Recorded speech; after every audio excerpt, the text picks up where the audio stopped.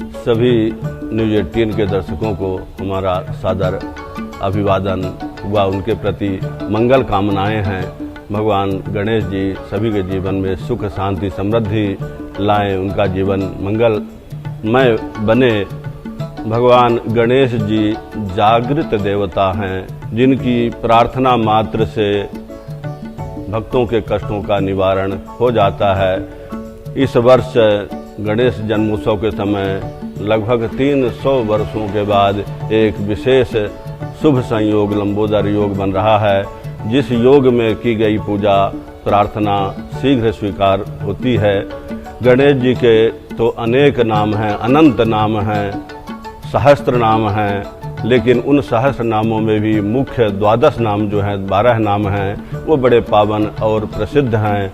सुमुखश्चैकदन्तश्च कपिलो गजकर्ण कहा, लंबोदरश्च विकटो विघ्ननाशो विनायकः, धूम्रकेतुर गणाध्यक्षो भालचंद्रो गजानना। सुमुख एक दंत कपिल गजकर्ण लंबोदर विकट विघ्नेश्वर विनायक धूम्रकेतु भालचंद्र गणाध्यक्ष और गजानन, ये गणेश जी के 12 नाम 12 नाम बड़े पावन हैं। वो शास्त्रों में ऐसा उल्लेख है, इन 12 नामों का कोई पाठ करे, पूजन करे, स्मरण करे तो भगवान की कृपा प्राप्त हो जाती है। 12 तानि नामानि यह पठेद शृणुयादपि, इन 12 नामों को कोई पढ़े, नहीं पढ़ सकता है तो दूसरों को पढ़ते बोलते हुए सुन ले तो भी गणेश जी की कृपा प्राप्त हो जाती है। विद्यारंभे विवाहे चा प्रवेशे निर्गमे तथा संग्रामे संकटश्चैव विघ्नस्तस्य न जायते।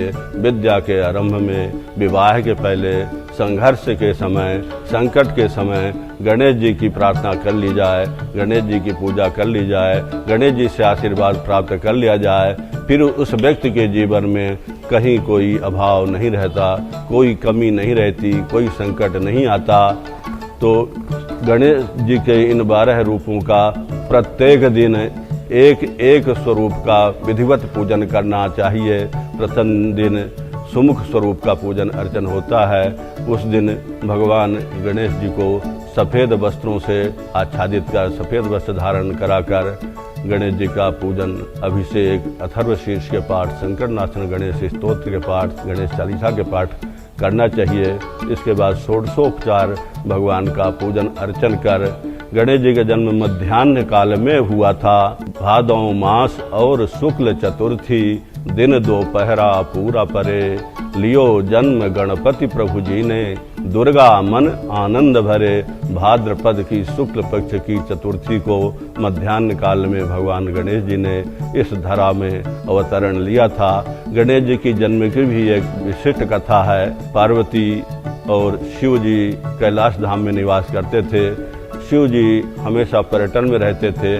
उनके जो भी सेवक भक्त लोग थे सब उनके साथ रहते थे। पार्वती जी अपने आश्रम में अकेली रह जाती थी, तो उनके मन में ऐसे भावना आई कि हमारा भी कोई अपना निजी सेवक हो जो हमारे पास रहे, हमारे आदेश का पालन करे। गणेश पार्वती माँ स्नान के पूर्व अपने शरीर में उबटन लगा रही थीं। वह उनका निकला हुआ उबटन मलते हुए जब पृथ्वी में गिर रहा था तो मन में यह कल्पना करते हुए कि हमारा अपना पुत्र हो, हमारा बेटा हो जो हमारी आज्ञा का पालन करे, वह उपटन मल रही थी। उसी उपटन को खेल खेल में, बातों में ही पार्वती जी ने पुतले का रूप धारण किया और अपने पुत्र की कामना की। तो भगवान गणेश जी उस निकले हुए निर्माल्य में, उपटन में ही, जो इसको मिट्टी का ही स्वरूप मान सकते हैं, तो सर्वप्रथम गणेश जी का निर्माण शरीर से निकले हुए उस निर्माल्य से हुआ था। इसीलिए गणेश जी की प्रतिमा जो है मिट्टी की बना के पूजा करने का विशेष महत्व है। जो लोग भगवान गणेश जी का मिट्टी का प्रतिमा बनाकर उनकी विधिवत पूजा अर्चा करते हैं, भगवान की कृपा उनको विशेष रूप से प्राप्त हो जाती है। भगवान गणेश जी एकदंत माने जाते हैं। गणेश जी का मुख जो है गज का है, आनंद गजानन है। गजानन रूप में भी प्रकट होने की विशेष कथा है। जब शिव जी पर्यटन के लिए गए हुए थे। उसी समय गणेश जी का वहाँ प्राकट्य हुआ था। पार्वती माँ स्नान के लिए जा रही थी स्नानागार में, तो गणेश जी से कहा कि बेटा तुम दरवाजे में रहना, मेरे आदेश के बिना जब तक मेरी आज्ञा न हो कोई अंदर नहीं प्रवेश कर पाए। गणेश जी द्वारपाल के रूप में सेवा में उपस्थित थे। उसी मध्य में भगवान शिव जी के साथी संगी सेवक पहले आए। जब कोई स्वामी पहुँचता है तो सेवक लोग आगे आगे चलते हैं। शंकर जी के सेवक लोग भी वहाँ गए और अंदर प्रवेश करने का प्रयास किया, तो गणेश जी ने द्वार में उनको रोक दिया। आप लोग अंदर प्रवेश नहीं कर सकते हैं, माता जी की जाने की आज्ञा नहीं है अंदर आने की। उन लोगों ने बताया कि हम लोग भगवान शिव जी के निजी सेवक हैं, हमको आज तक कोई रोकने वाला यहाँ नहीं आया। किंतु गणेश जी ने कहा यहाँ की स्वामिनी तो माँ पार्वती जी हैं, आप लोग यहाँ प्रवेश नहीं कर सकते हैं, आप लोग प्रतीक्षा करिए आदेश की। सेवक लोगों ने बलपूर्वक जाने का प्रयास किया, तो गणेश जी ने उनको दृढ़ता के साथ रोक दिया। उन सेवकों ने जाके शंकर जी को बताया कि एक बालक द्वारपाल के रूप में खड़ा हुआ है, अंदर प्रवेश ही नहीं करने दे रहा है। शिव जी ने जब अंदर प्रवेश का प्रयास किया तो गणेश जी ने शिव जी को भी रोक दिया कि आप प्रतीक्षा करिए, माता जी का आदेश होगा तभी अंदर जा सकते हैं। शिव जी ने कहा कि मैं तो यहाँ का स्वामी हूँ, मुझे कौन रोक सकता है। गणेश जी ने कहा स्वामी तो अंदर हैं, आप तो बाहर ही प्रतीक्षा करें तो ज़्यादा अच्छा होगा।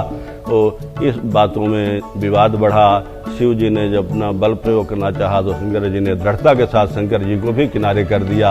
जब शिव जी ने देखा कि इस बालक के आगे अंदर प्रवेश करना असंभव है, तो शिव जी को क्रोध आया। उनने अपने अमोघ अस्त्र का प्रहार किया, जिसे उस बालक रूपी भगवान गणेश जी का सिर कट के आकाश में चला गया। और शंकर जी अंदर गए, पार्वती जी ने उनका सत्कार किया, फिर पूछा कि आपको दरवाजे में कोई मिला नहीं। तो शिव जी ने बताया कि एक बच्चा था, बड़ा हठी था, अंदर आने ही नहीं दे रहा था, विवश होकर मुझे उसका सिर काटना पड़ा। तो पार्वती जी विलाप करने लगी, आपने मेरे बेटे का वध कर दिया, बच्चे का वध कर दिया। मैं जब तक मेरा बेटा जीवित नहीं होगा मैं संपूर्ण सृष्टि को नष्ट कर दूंगी। पार्वती जी की इच्छा से, उनकी कल्पना से तमाम शक्तियां जागृत हो गईं। वहाँ जब मार काट मच गई, तमाम देवी देवता लोग, ब्रह्मा विष्णु सब लोग पधारे। अंत में सबने तय किया कि उस बच्चे को जीवित किया जाए, अन्यथा सृष्टि की रक्षा नहीं हो पाएगी। और उसी बीच भगवान नारायण के विष्णु की आज्ञा से सुदर्शन चक्र, ऐसा तय हुआ था कि किसी नवजात शिशु का सिर लाके इस बच्चे को जीवित किया जाए, संसार की रक्षा की जाए। सुदर्शन चक्र गया। उस समय एक हथिनी के प्रसव हुआ था। जल्दी में उस हस्ती के बच्चे का ही सिर सुदर्शन चक्र द्वारा लाकर भगवान शिव जी को दिया गया। सब देवताओं ने मिलकर उस सिर का उस बालक के ऊपर प्रत्यारोपण किया। देवताओं ने मंत्रोच्चारण किया, जिससे वह बालक जीवित हो गया। तब से उनका नाम गजानन पड़ा।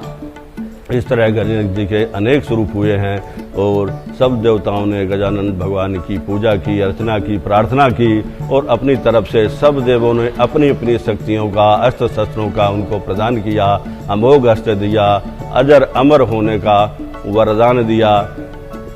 इसी तरह गणेश जी के प्रथम पूज्य होने का भी वृत्तांत है। एक बार भगवान शिव जी ने देवताओं के मध्य सर्वश्रेष्ठ कौन है, सबसे पहले पूजा करने योग्य कौन है, इसकी परीक्षा लेना चाहिए। सभी देवताओं को आदेश किया कि आप लोग पृथ्वी की प्रदक्षिणा करें। जो पृथ्वी की प्रदक्षिणा करके सर्वप्रथम आएगा उसको ही प्रथम पूज्य माना जाएगा। देवताओं के सबके वाहन बड़े तेज चलने वाले थे, किंतु गणपति जी का, गणेश जी का जो वाहन था, मूषक था, बहुत धीरे धीरे चलता था। सबने यही सोचा गणेश जी का शरीर भारी भरकम है, इस मूषक पे बैठकर वह कैसे यात्रा कर पाएंगे। गणेश जी यात्रा में गए ही नहीं, कि उनको मालूम था मूषक भार सहन करेगा नहीं, चल नहीं पाएगा। तो गणेश जी एक जगह वहीं बैठ गए, भगवान का ध्यान करने लगे।